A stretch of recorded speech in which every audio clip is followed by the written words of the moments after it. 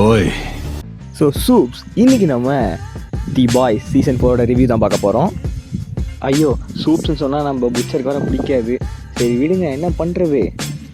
சரி, ரொம்ப பிளேடு போடாமல் உடனே இந்த வீடியோ ஆரம்பிச்சோன்னா. ஸோ வாங்க வீடியோக்குள்ளே போகலாம். தேவடியா மாட்டிக்க உமால இல்லைன்னா நானே திணிச்சிருவேன். திணிச்சேன் ஆம்பளை ஆயிடுவேன். ஆம்பளையெல்லாம் சாகக்கூடாது. சாகும்.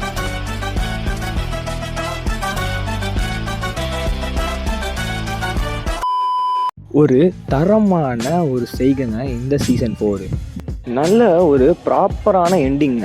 ஆக்சுவலி ஒரு ஹைப் கொடுக்குற அளவுக்கான ஒரு எண்டிங் வந்து இந்த சீசன் 4 இருந்திருக்கு. அது வந்து நம்ம டெஃபினட்டாக பாராட்டி ஆகணும். உக்காரி அடுத்து இன்னும் நடக்க போகுதுடா, இன்னும் நடக்கணும் அப்படிங்கிற அந்த ஒரு க்யூரியாசிட்டியை கொடுத்துட்டு தான் இதை முடிச்சிருக்காங்க. என்ன அந்த க்யூரியாசிட்டின்னு 2 வருஷத்துக்கு நீடிக்கும். ஏன்னா வந்து நம்ம நிறைய சீரிஸ் பார்த்துருக்கலாம். ஆனால் அந்த சீரிஸ்லாம் பார்த்தீங்கன்னா வந்து கிளிஃப்ஹேங்கரில் முடிப்பாங்க. ஆனால் வந்து ஒரு ப்ராப்பர் எண்டிங்கோட முடிச்சிருப்பாங்க. பட் இதில் வந்து ப்ராப்பர் எண்டிங் இல்லை, இது முடிவில்லை, ஆரம்பம் அப்படிங்கிறது தான் இதில் வந்துருக்கு.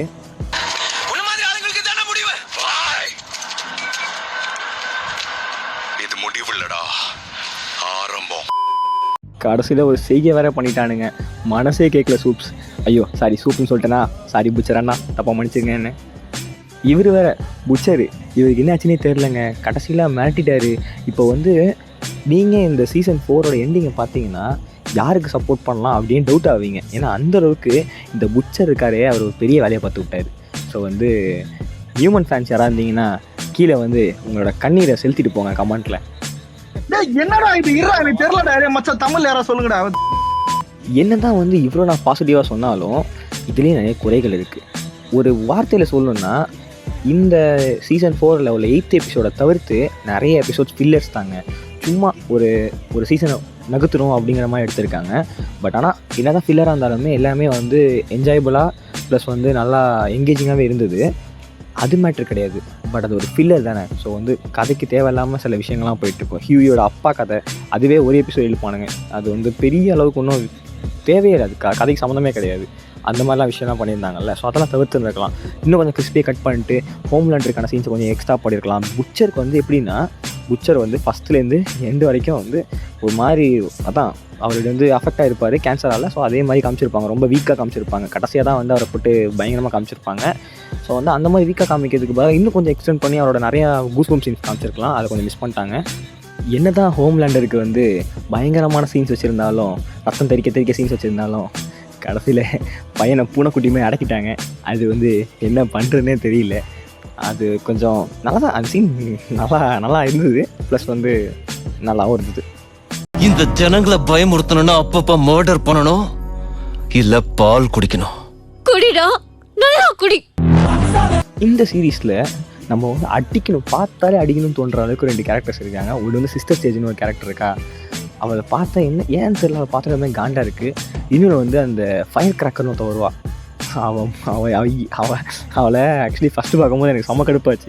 கடைசியாக பார்த்தா பாவமாக இருந்தது. அவ்வளோ கேவலமாக அவளை ஆக்கியிருப்பாங்க. ஸோ வந்து அவளுக்கு சரியான இதுதான் அதில்.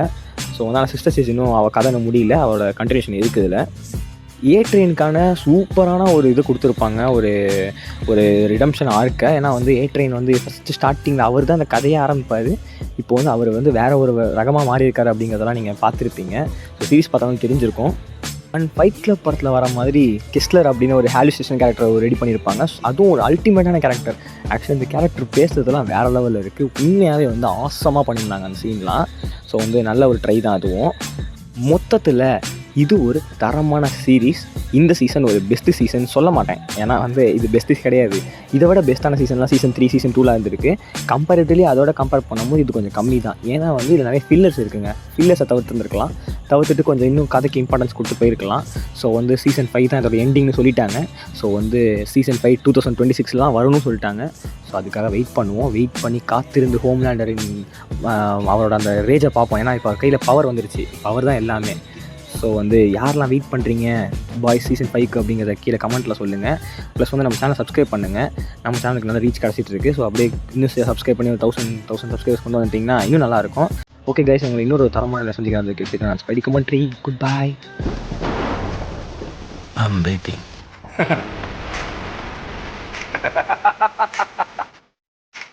வெயிட் பண்றான், நான் நேரில் வரேன்டா.